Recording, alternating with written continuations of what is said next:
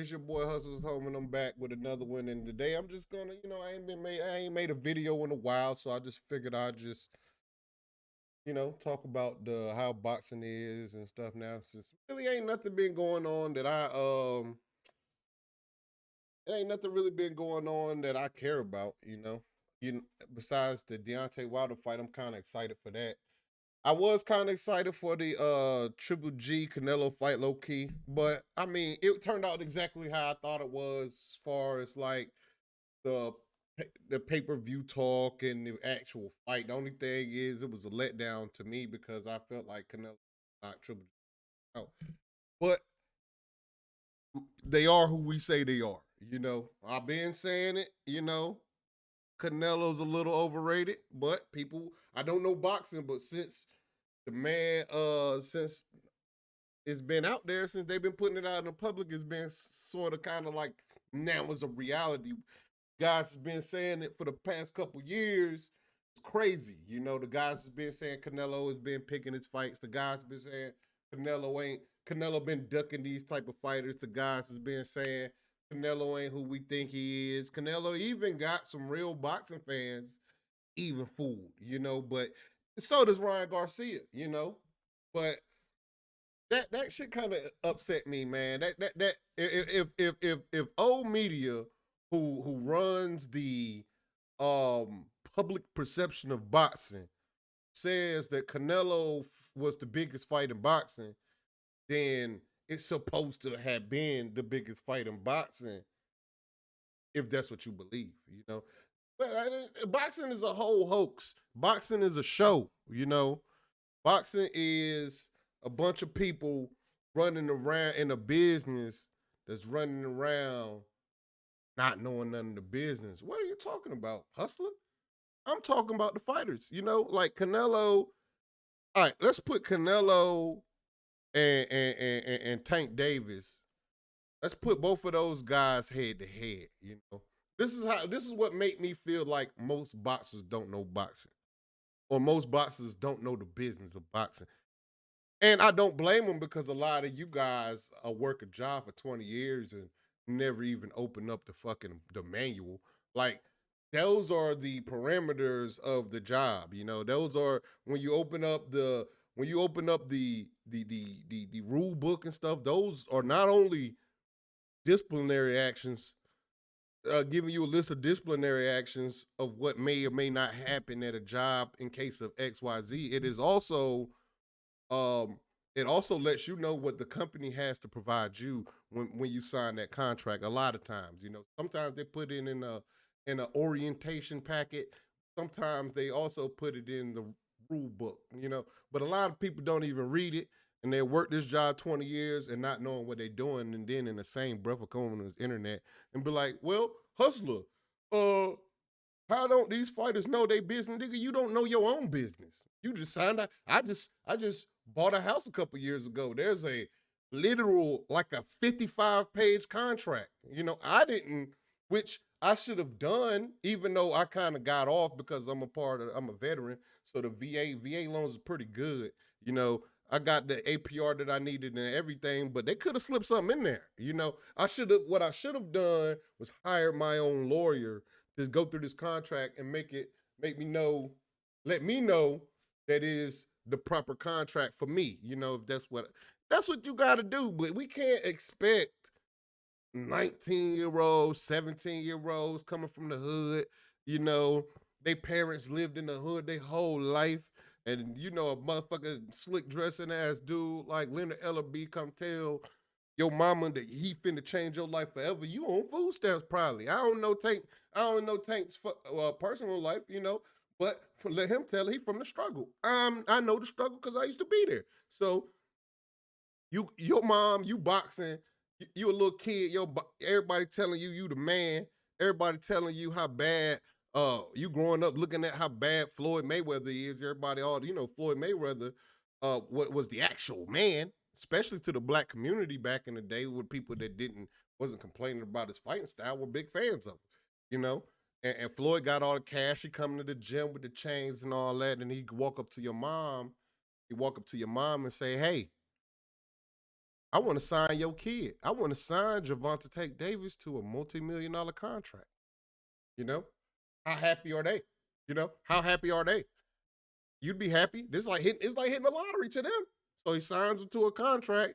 You know, Tank fighting. Next thing you know, Tank's making $1 million fight, and Tank getting $1 million, $2 million guarantees. You know, everything's run smooth.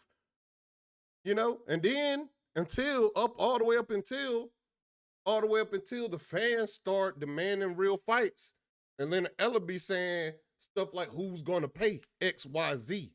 Who's going to fork out the money for X, Y, Z?" Now, when you compare Tank Davis, who's a superstar, to another superstar like Canelo, this is where it's all gonna come back to what I was talking about in the beginning. Canelo, they offered this man $50 million a fight. All right, before this last pay per view, Canelo said numbers was 800,000. You know, so let's just put the marker of 800,000 pay per views can get you $50 million a fight. All right, let's just say that for instance. You know, Tank don't make 800. He don't sell 800,000 pay per views, but Tank is good for a $5-6 million gate. You know, nobody said Canelo was good for a $5-6 million gate, and Tank is good for a good 250 to 300,000 pay per views. Now let's just put it on the 300,000 pay per view mark, or you know, so if Canelo can get 50 million for selling 800,000 pay per views, I'm thinking Tank Davis should be at least a $15 million guarantee fighter, at least a $15 million guarantee. But he's not. His guarantees is like 200 at 200 not 200,000. His guarantees be like 1 and 2 million, which further lets me know that Tank Davis probably don't know nothing about books. Tank Davis probably don't know where his money going. Tank Davis is allegedly having money issues. I mean, I seen a tweet where a nigga said he had negative $2,000 in the bank. Now, if Tank Davis had a good contract and his business was all good, I mean, I feel like he should be making 15 million dollars a fight, but he not. You know, they probably get a man his what, $2 million, $3 million guarantee. Probably shoot the man $4 million out the pay per view. He probably happy. You know, that's what happens with the kids from the hood, though. That's what happens. That's what happens. That's why you got fighters like Devin Haney. You know, he got a father. You know what I'm saying? He got a father that know the business, and he's on his own. He's 23 years old. He's the youngest, and he's on his own. I don't know how. I don't know how the business actually worked. You know, but as far as I know, Dev been doing this solo thing with his own promotional company. So it's Earl, seemingly, you know. And Earl, I don't know how much Earl about the business as Earl dad know, but I mean, Earl don't sell as much pay per views as let's Tank Davis, or he's neck and neck, but his guarantees are way higher, you know, as far as I know. But I don't know. I don't claim to know the ins and outs of the business like a lot of these people that I watch know. Now I do know that some people do have direct contact with certain fighters.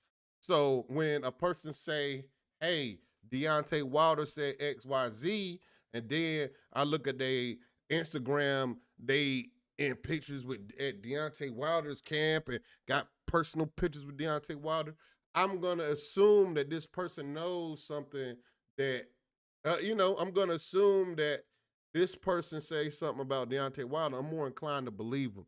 You know, I see like if I know a person to talk to Bud and Bud, he know uh I know that they talk to Bud, I'm more inclined to believe a little bit what they say, you know, but anyway, overall, I don't really care.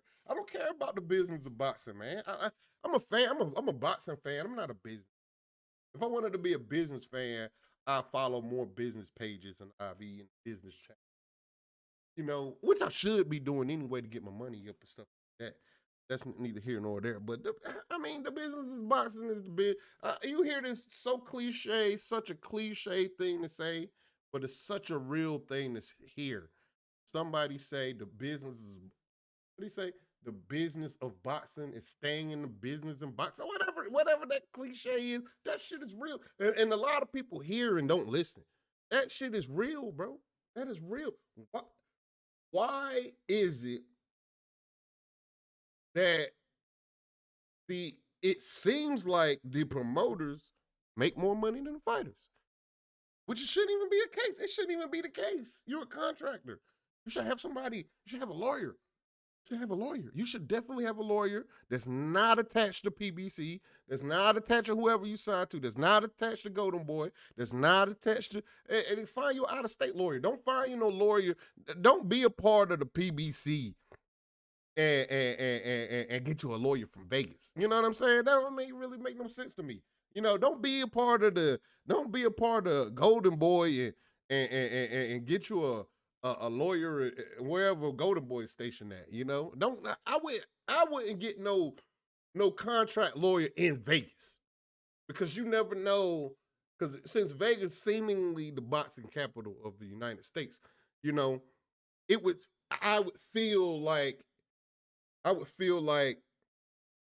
them dudes be plugged in low key. You know, whether it's PBC, whether it's Golden Boy, whether it's Top Rank, I would not even get a contract lawyer in Vegas because we don't know. You don't know. You know, a lot of people getting jerked over these contracts because there ain't nobody overseeing these contracts. But I feel like Tank Davis should be getting at least 15 mil. Like I said, 10, between 10 and 15 mil the contract. And he not. So, you know, a lot of time with that being said, why would I take that man word about a fight when he don't even know nothing about his contract? When the fighter say stuff like, I just fight whoever they put in front of you, that's real. I take the fighters for their word. That's real. As far as like that. Because they don't know. They don't know they in camp one day. Hey, champ, I got a fight for you. Boom. The fight come for the most part. You know, for the people that don't know their business, and Tank done told you several times, I just fight whoever they put in front of me. Which for the and he done Tank done told you, I don't ask for the big fight. I ain't never asked for no big fight. He done told you everything, so I don't know why everybody got this old, you know, this old thing about Tank not this, Tank not that, Tank doing this, Tank doing that. The man done told you. The man done told you that he don't control none of his fights. The man that told you he fight whoever they put in front of him. So that's it. The man done told you that he was in a bad contract. The man done told you he broke. That's it. So that means, to me, that means, you know, instead, I don't believe him as far as the business, but I believe his words. I believe that I believe when he say he got negative $2,000 in the bank. I don't see no reason to lie about that. That ain't nothing to be proud of. It ain't like he out here tricking because he got negative $2,000 in the bank. He ain't shitting on nobody. You know, I got more than that. You know, and if I got more money than Tank Davis, and he's selling 250 to 300,000 pay per views, I ain't sold a single pay per view. I got more than negative $2,000 in the bank though. Ain't nobody coming to get my car. Ain't nobody got no billboards up saying I owe them money for some chains and shit, you know. So the business might be bad. It might be all bad. You know, the business might be all bad, but I feel like Tank should be in the same position as Canelo, because Canelo can fight wherever he want to. He done showed you, man. He went on a European world tour. Everybody defending him. You know, where's Callum Smith at? You know, where's Year Dirham at? You know, where's Billy Joe Saunders at? You know, he fought whoever he want to and getting put up like they putting him in the air for it, you know. But he getting his paper. So that tells me his boxing business is superb. His boxing business is superb. That's why I don't get into these boxing business talks, because, you know, your favorite fighter ain't doing too good out here in these streets, you know. As far as like, it's a lot of things like, and these guys up here picking sides on the internet. This shit is weird to me. Like, everybody's these PBC warriors, and then, you know, you got these Top Rank warriors. Then you got these race. Then you got these race. You got these race fans. You know, it's all weird to me. Like, I just feel like a fan could. a fan should literally stay in a fan's place. You know, like I'm a fan, so I kind of try to stay in my place. Like I don't argue with no information. And there's a lot of arguing with no information. There's a lot of as far as like the Terrence Crawford and Spence fight, I highlight this because it's kind of like the biggest talked about boxing match in the last 5 years.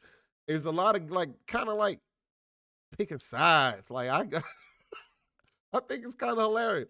I mean, if you got an opinion on who you um think gonna win the fight is one thing, but whenever you gotta blame Bob, blame Al, blame Bud, blame Earl, I blame this nigga for the fight not happening. I blame this nigga for the fight not happening. I'm gonna tell y'all something. First of all, um, you don't know what's going on. You don't know what's going on. You don't know. You don't know what's going on. Nobody knows what's going on except the niggas is not talking. Everybody talking.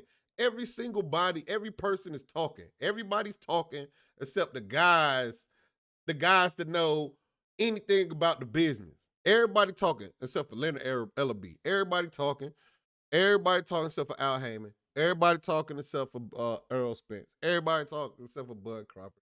Everybody talking. Everybody doing all this talking except for the guys that's in the business. Which it's for while I'm at work, it's entertaining as hell. Some of the shit be funny, and I like the debates because they're debating on. I like the sanctioned debates on knockout boxing because a lot of that stuff is really based off giving information, and since they don't get these matches, they got to do like they got to do a intellectual sparring match because boxing ain't doing shit for them. You know, because this shouldn't even be no debate. Who's the best between Earl Spence and Terrence Crawford should not even be a debate because they should have already fought. Feel like they should have been fought. You know what I mean? And a lot of these gang members, Bud Gang, always say, "Oh, it's Earl fault," and a lot of the Earl gang always say, "Oh, it's Bud fault," but in actuality, you heard Bud Crawford leave the company saying that they couldn't make the big fights for him. You heard the company come out and say, "Hey, we failed Bud as a company because we couldn't get him the big fights." You know, so we hear all these people say this. We hear all the we hear all these people say all this stuff, but we still fight about who fought it is. Like, do you really care about who fought it is that this fight ain't happening when you wanted to happen? You know, we got to stop this shit. We definitely just there's a lot of fighters we not talking about that should be talked about that's fighting. You know, I feel like we should be talking about fighters like Xander Zayas. You know, he's fighting several times a year. Keyshawn Davidson fighting several times a year. You know, people like Bud, Earl, Tank, you know, Canelo. I ain't gonna say Canelo fought like 4 times last year. All our favorite fighters only fight once a year, so it ain't really nothing to even talk about. Like we can only talk about the fight on being on the horizon when it comes to our favorite fighters like Bud Crawford and Errol Spence. We can't talk about the actual fight, you know. And I just want to just say, man, we just need to cut it out. Let's give props to the fighters that's fighting, man. I love Terrence Crawford. I love Errol, but them niggas not fighting, man. They ain't fighting, and it's right on schedule. You know what I mean? It's right on schedule. Terrence Crawford fights once a year. Earl Spence fights once a year. Although Terrence Crawford haven't fought yet, it still haven't been a calendar year since he fought. You know what I'm saying? So let's just back off on the internet beef between two fighters that may not even give a fuck that you ordering a fight or not. You know what I mean? Like whatever. And then you got what else out there in this boxing world? You got Clarissa Shields. She just recently got stripped from her belt, which I don't get because the only reason why she didn't unify is because the queen died. They could have at least, I feel like they could have at least waited until they got a date and been like, if this don't fall through, then we got to strip you. it's so weird how the sanctioning bodies treat certain fighters and how the sanctioning body do for other fighters. Like some fighters haven't fought a mandatory in years. You know, some fighters got multiple belts. Some fighters got multiple belts and haven't fought a mandatory in years. You know, I ain't gonna name no names. Some fighters have some fighters have freaking applied for a status to get them not to have to fight they mandatory. You know, franchise champion exists. Nobody talks about Chocolatito and his fucking franchise belt. Nobody talks about that, you know. But that's just my little rant about boxing, man. I'm tired of the tired. I can't wait till my favorite boxers fight, bro. I used to didn't have favorite boxers. Like 3 years ago, I didn't have no favorite boxer. But I got like 4 favorite boxers, 5 favorite boxers. And I can't wait till they fight. I'm not gonna name my favorite boxers because it's freaking obvious who my favorite boxers are if you follow my channel. But that's it, man. Don't forget to hate, like, comment, and subscribe. You can follow me on Instagram at Hustle's Home. You can follow me on Twitter at Hustle's Home. You can also catch me sometimes on my boy Counterpunch Boxing live stream. Follow Counterpunch Boxing at Counterpunch Boxing on YouTube. Um, don't forget to hit, like, comment, subscribe. Like I said, I'm gonna try to drop some more videos. You know what? I'm gonna try to since the Washington Commanders doing so bad. I'm gonna try to do videos on them because that's my second passion. My second passion is football. My first passion is boxing. My second passion is football. My third passion is video game. You know what I'm saying? But salute to everybody. You know, have a blessed day.